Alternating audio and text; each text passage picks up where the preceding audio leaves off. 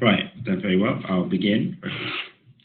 So this is to look at the findings of a recent research study that I did, looking at the impact of check imaging on low-income families. That's how it started, and it turned into an investigation into the users of UK check cashing services, which I think everyone will agree is a subject of study that has been neglected, I think, by a lot of the research community. One of the things that I wanted to investigate as a consequence of this was whether it is fair to bracket in the same sort of research unit all alternative financial services. So, for a long time, I think that payday, home credit, pawnbroking, check cashing, they've all been sort of bracketed in the same place as being sort of general alternative financial services with similar customer base. But I wanted to test that out and provide evidence for why my gut felt that that wasn't the case. So I wanted to provide evidence for why I felt that wasn't going to be the case, that the customer base would be slightly different. So if I move on. So what we set out to do as part of this research study was to explore the current use of cheques in general for those people who are either paid by cheques or still receive cheques, and the income deciles breakdown of those users, and particularly the use of cheque cashers up and down the country. I wanted to look at the latter, the cheque cashers customers, so the customer type, and to understand a little bit more about their customers by doing both qualitative and quantitative research with them. Also to identify their particular needs. So what it was that they were looking for in a financial service, and what it is that kept them coming back to cheque cashers when that was the case. To identify and explore changes that check imaging might cause, and check imaging, if that isn't widely known, what that is the ability for banks to clear the principal of a cheque.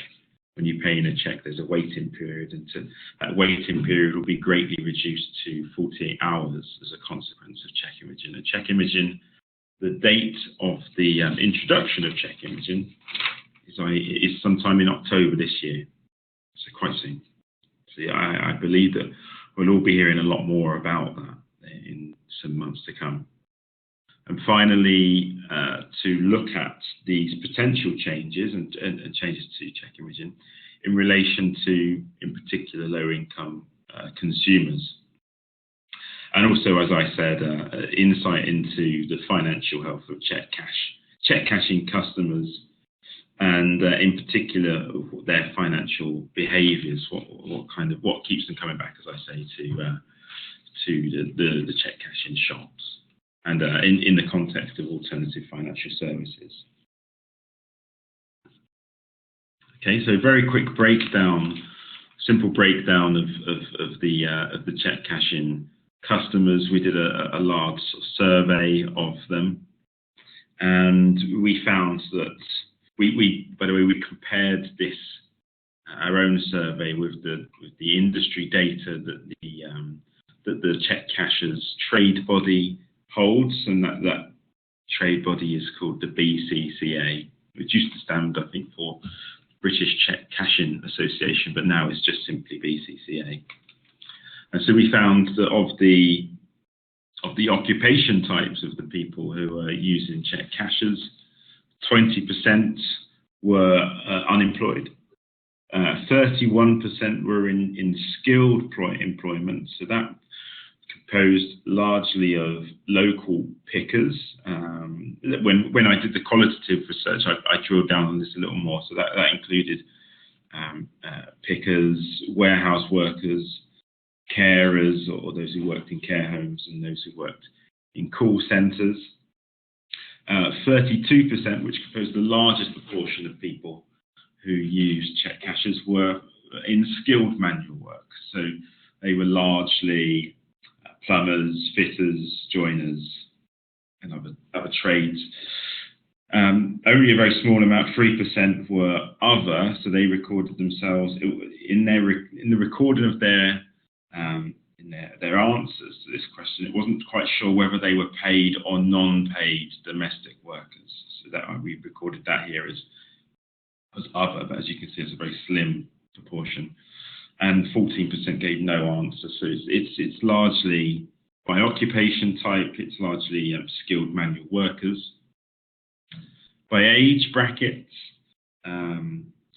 we found that it was interesting that when we spoke to representatives of the cheque cashing industry to start with, and I'll explain more about that in a moment, that they said to us that the age bracket for their customers was between 18 and 35 years old, and we've kind of backed that up as well, really. So we didn't actually speak to anyone who was younger than 20, as you can see from the chart. But the largest proportion here is 24 to 34. And so that's to look at this won't surprise the representatives that we spoke to. By income, most interestingly, we found that 29% of people were primarily on benefits, or benefit claimants. But as we'll see later down the line, that doesn't necessarily stop them from being in work, because there's a lot of in-work benefit claimants that we spoke to, but I'll explain more about that in a moment. And that was the biggest proportion, so 29%, the biggest proportion were benefit claimants. 27% earned between £20,000 and £30,000. 25%, so a quarter of our study, earned between £13,000 and £20,000.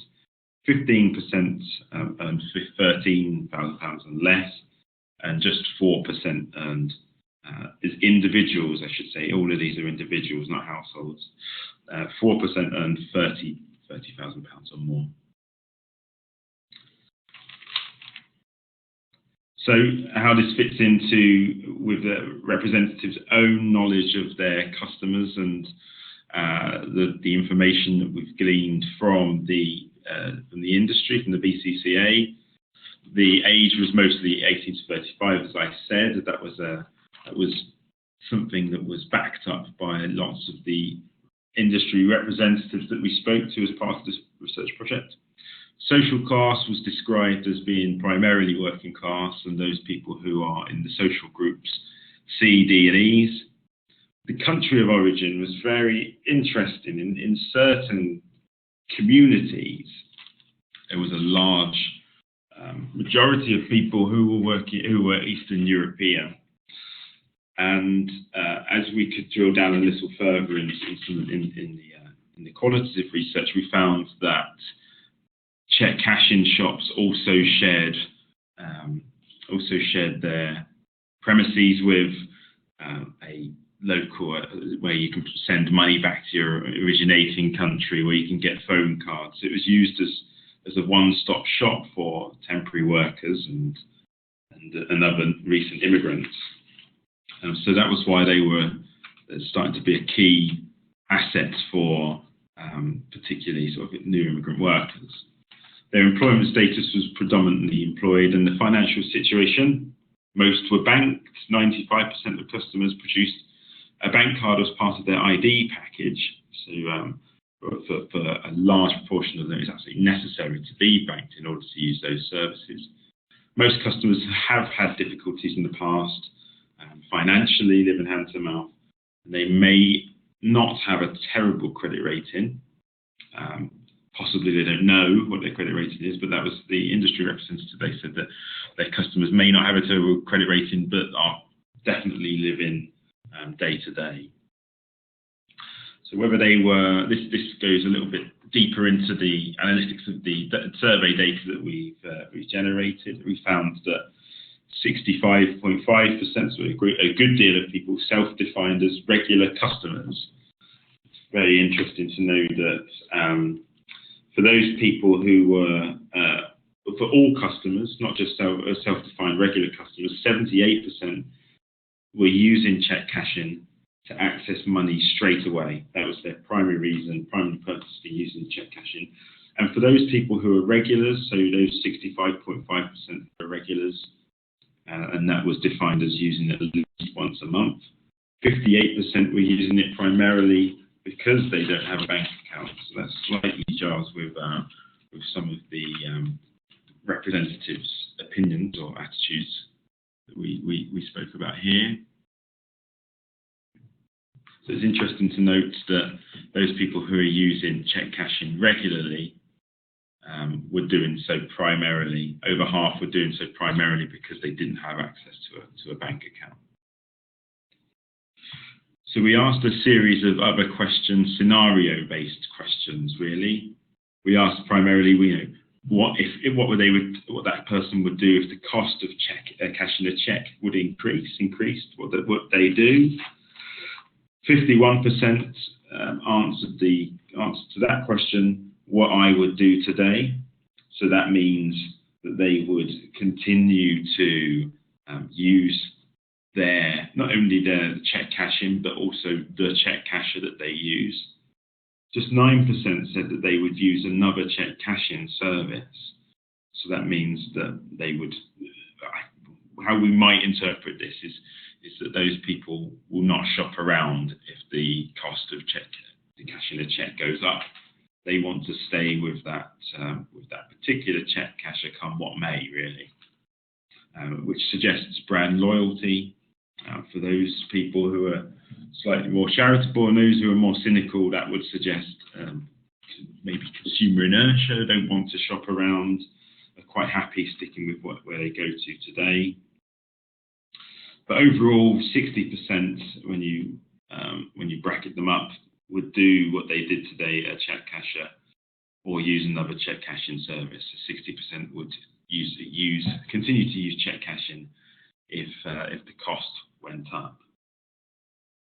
Interesting also to find that 50% of those people who self-defined as regulars would use a cheque cashing service if it became more expensive. So that's over just as a half of them. The next question we asked was, does being able to get the money from your cheque in the next weekday from your bank sound good to you?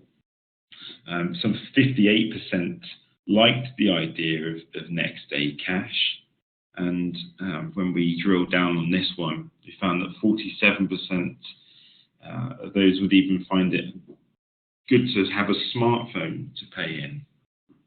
So when we purely just asking the question of whether the idea of essentially cheque imaging, although we didn't call it that, we just said it was being able to get the principal from a cheque the next day from a bank sounded good. That did sound like a good thing to a lot of people. However, what I will say is that doesn't necessarily mean that they're going to do it. And as we can see, in some of our findings in a moment, whether you can get it quicker from a bank versus straight away in a cheque cashing shop is something that they feel is very important to them. But one is more important than getting a cheque, the principle of a cheque, quicker. We asked the question then, if you couldn't access your cash in store straight away, would you use another service or use a bank? 54% said that they would choose to open a bank account as a consequence of that, and that's the largest proportion here.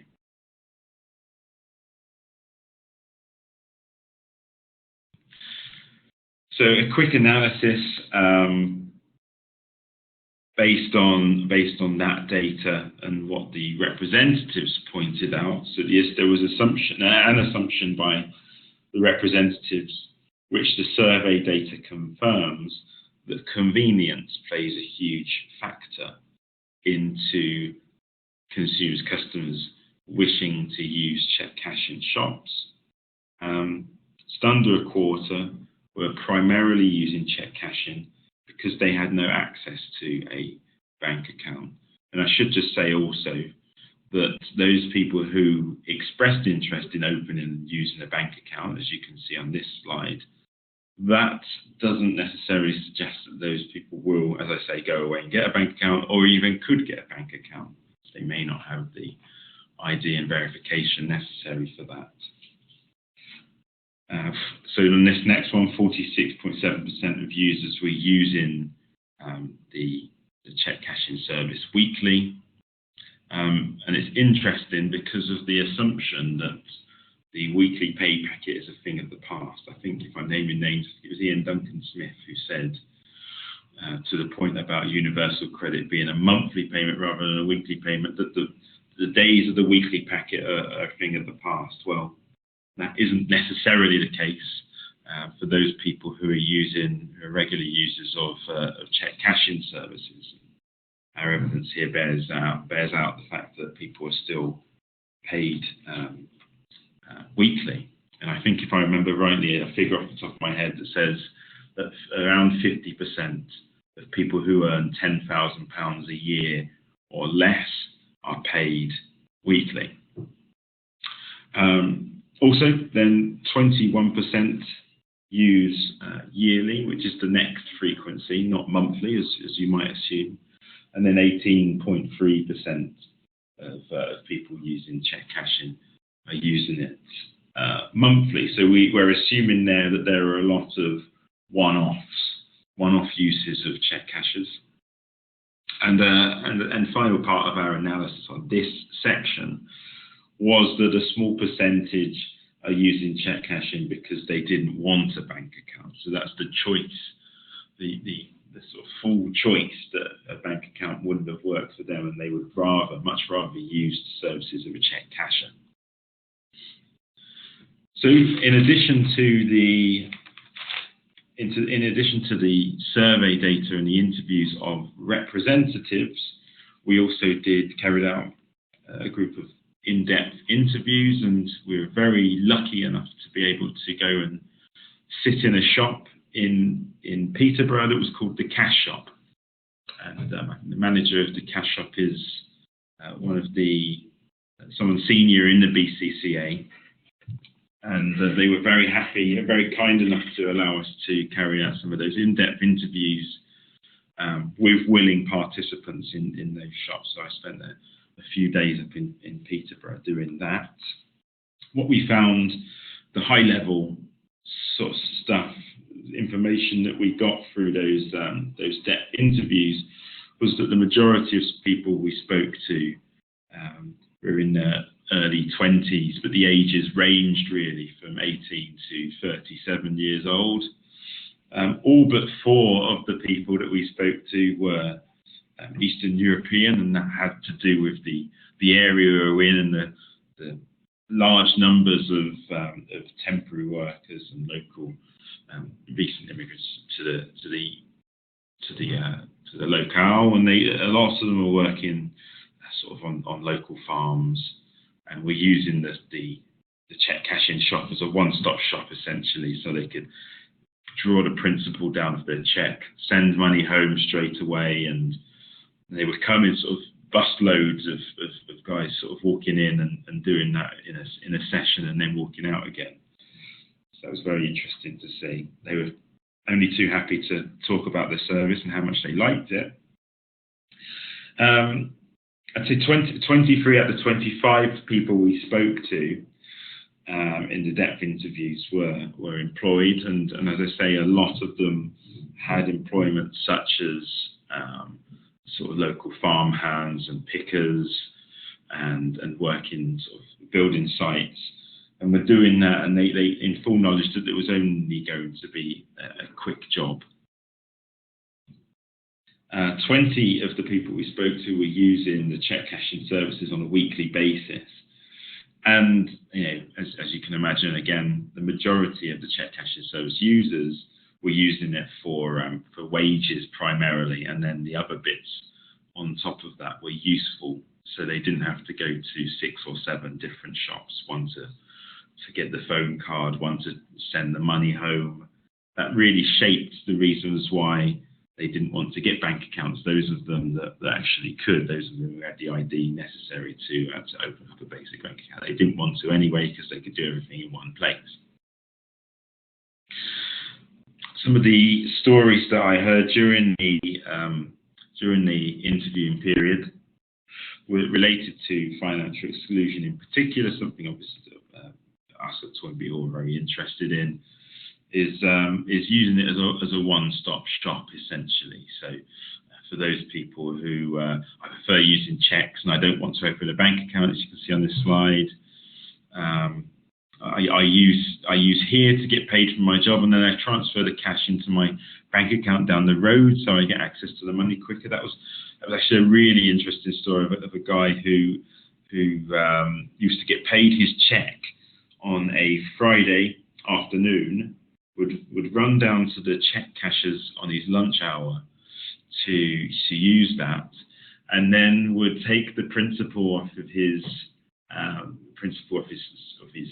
cheque. So he'd be happily to pay a 4 or 5% charge on that cheque to get the access to his cash, and run along to take it to his bank account so he could spend that money over the weekend with his pals or his friends, and be able to do that on his electronic card. So he was very open and honest about it. It was purely, to seem normal. When he's with his pals or he's with his friends, he sort of recognised that maybe a bank account as just a store of his cash wasn't necessarily the best use of a bank account, but primarily using that was a way of sort of showing that he was just like his mates, just normal like his friends. And it seemed a bit to me, very precarious to take the money. I think he was getting maybe £230, and then walking across Peterborough town with that money in his pocket to draw into his bank account. But that was the price he felt he had to pay to appear normal to his friends. Other stories included confusion about bank account criteria. So I think, as you can see from here, we had someone tell us, I do want a bank account, but I'm a renter and I don't have the normal papers. And I remember she told me that in order to illustrate the fact that as a renter, she was sure that she wouldn't be able to have access to a bank account. Me with my researcher, slightly removed researcher's hat on, didn't want to necessarily explain that wasn't the case. I said that she should maybe look at that again, but I didn't want to explain what the rules and regulations around ID and V were for opening the bank account. But nevertheless, that was very interesting to find that there's the perception that there are some people for whom bank accounts just aren't the right product. And in this person's instance, it was that she was a renter. Someone else also on that point told me I'm not allowed a bank account because I have lost my ID. As soon as I get ID, I will open a bank account. So there was also a number of stories people told me that they would like to be banked at some stage soon. And the other stories that I was told, aside from the sort of desire at some stage to have the right identification for a bank account, was preference for cheque usage. So, even if a bank account was available to them, they would still wish to use the cheque cashing, for a particular reason. Cheques and cheque cashing, I should say. There are a number of people that told me very clearly that even though cheques, they were quite aware that cheques are as a payment instrument, are going out of fashion, have been for a while. They have a preference for cheque usage. Safety was one thing that came up a couple of times there. So a clear preference for cheque usage, together with speed of getting the principal off that cheque very quickly, was why people use cheque cashing services, and the fact people would still use even still use check cashing, even if it got more expensive, as we can see in the slides before. I think opens up real questions, really interesting questions about how much people value services over and above price. So it may be the case that these people, especially the guys who were sort of using the check cashers in their lunch hours, even if it was an hour, even in their lunch breaks, very quickly, the value of going to the check cashers rather than running round all of Peterborough City to City Town Centre to get the phone card to send money home in different shops just wouldn't have been an option to them, and how much value they have in just being able to go to a single shop, and to use the check casher as a one-stop shop does ask very tricky questions, I think, about in the conversation around the poverty premium. The poverty premium, for those who don't know, is the premium associated with the services that low-income consumers have to pay. So an example of that has always been for those people who have to use a check casher, having to pay between 4 and 10%, I think, is pretty average to get the principal off a check from a check casher, rather than putting a check into your local bank and waiting for it to clear between 3 and 5 days, has always been an example of the poverty premium. So paying that fee rather than getting it for free from a bank has been an example of that. But I mean, what it suggests, what this research, what this evidence suggests here, is that convenience is one thing, and whether you have to pay that premium or not, people would rather do that than wait the allotted time to have that check cleared. And maybe that sounds like a preference, but actually some people don't have any option but to get the premium off that check now rather than 3 or 5 days. Now, what check imaging might do is reduce the time that person has to wait until they get the principal from their check. But one question we have to ask ourselves very honestly is whether it's going to make that much difference, someone wishing to get the value of their check in 48 hours, which is going to be the plans around check imaging, and whether someone can just walk into a shop in their lunch break and get the principal from their check straight away, even if that costs a fee. So is the price worth paying for someone who is time constrained and needs their money straight away for whatever reason? Now, I imagine what will happen is that some people will benefit from check imaging and the reduced waiting time for the check to clear, and then some people, even with that option, even with that reduction, will still wish to use the services of check cashers because of getting it straight away. We asked customers during the depth interviews what their perceptions of check imaging were. We got some, and I had an illustration, a visual guide to what check imaging was, kindly given to me by the check and credit clearing company that they use in their sort of messaging outputs on check imaging. And the people I spoke to, for those who wanted to give an opinion about it, not everyone did. Those people said, I would guess some people might steal the check somehow, so that was a concern with check imaging. It is fast to say there is no problem. I can't think of any risks right now, and then I personally think it's riskier carrying around an actual check. So I think what the difference is there, what that first and third quote sort of tells us is that being able to just go to the local check cashers and then knowing where that is and being able to do that straight away and to be able to get the principal of that check straight away without there being any waiting times is a lot safer in their opinions than going to your local bank and doing that. I think that probably hints at a kind of naivety about what the waiting times, what happens in that waiting time. So whether checks might go missing, if you're going through a bank, for example. And we spoke obviously to the industry representatives.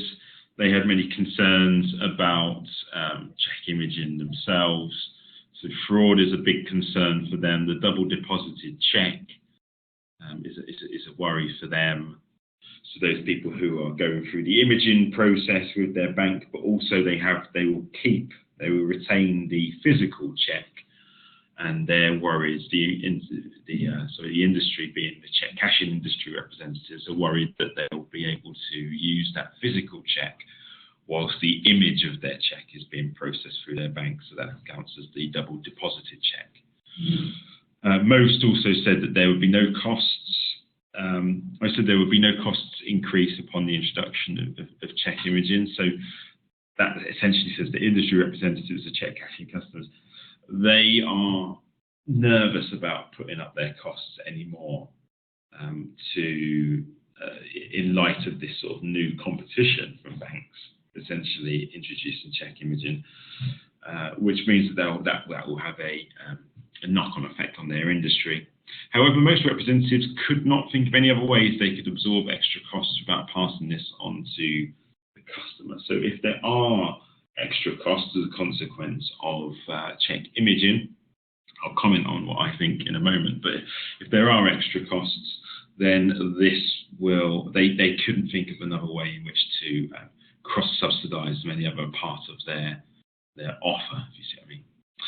And some were very unsure about costs of buying in a system to allow cheque imaging to work. So cheque cashers will be obliged to buy in another organisation's system to be able to detect when a cheque has been imaged previously or not, or even if the cheque casher is going to benefit from the cheque imaging equipment themselves. Say if they want to deposit their own cheques there. So the scenarios, as far as I can see it, scenarios as far as I can tell, and I did an analysis at the end of my report. The scenarios are likely to either be that cheque cashing remains but becomes more expensive, that cheque cashing remains as one part of a diverse number of other products. So that would mean cheque cashing shops focus their attention on other areas of their businesses as money service businesses. Cheque cashing remains but shrinks considerably, and the least likely is that cheque cashing services come to a close altogether. But on that, in the round, the conclusion that I sort of came to in this research was that cheque imaging may well present an opportunity for consumers and cheque cashers themselves. So for consumers who will have more reason to account for those of them that may benefit from opening a bank account. But for the cheque cashers themselves, if we look to the US, I did have an opportunity to look at the US market for cheque cashers in the context of the introduction of cheque imaging, which already goes on there. The trade body for cheque cashers in the US, which I think, if I remember right, is called Financial Services of the US, Financial Services Association or something along those lines. They did mention that they've benefited themselves from cheque imaging, and that's made their services a lot more efficient. So that's one way of looking at that. There are risks, of course, and the main risk being that cheque cashing customers lose access to their cheque cashing service, and to stop being able to use that as a one-stop shop. Now, I don't mean that all of cheque cashing will go out of business. Rather, I mean that their particular cheque casher might close up their shop or close down their businesses, which means that they'll have to either travel further to get to be able to use another cheque casher, or that they'll have to reconsider what kind of services they use.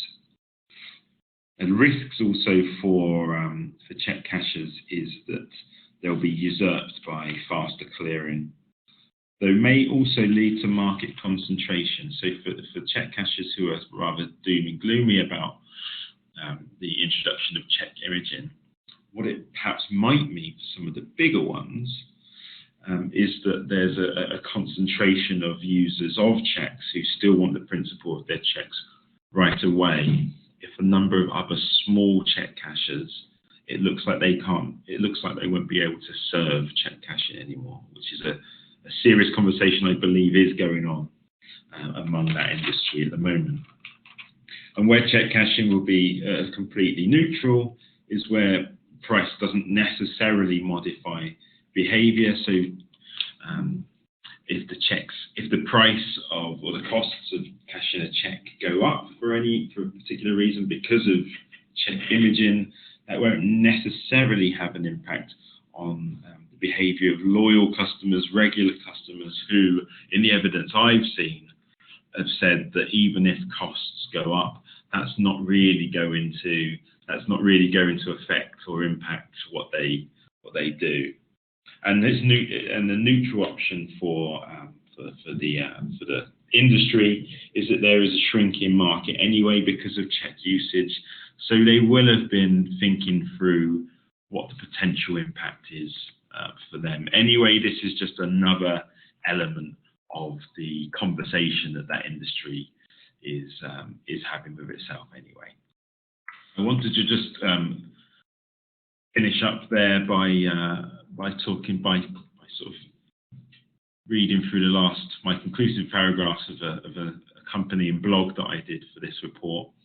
Just to say that one of the main advantages as far as customers we spoke to were concerned of cheque cashing is that it can be used as a one-stop shop. If you want access to value of a cheque, send money abroad, buy phone vouchers and pawn off items in one place quickly, then you can do so. If you're time constrained, which many of the people we spoke to are, then this matters. In some instances, this matters more than the premium paid for using such services. The implications of this are quite important for the general conversation about financial capability and financial exclusion today. Are there things that some people value more than the costs of services? And that is where I will finish up. I think we're just at time, 10:15. I'd be delighted to take this conversation further, either offline or online.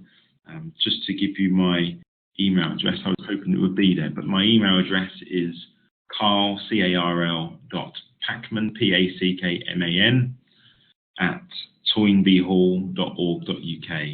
And I'd be happy and delighted to have this conversation about the findings and what it means for the industry and what it means for issues around the poverty premium and financial capability, etc., at any time with you guys. So many thanks for joining us. Cheers.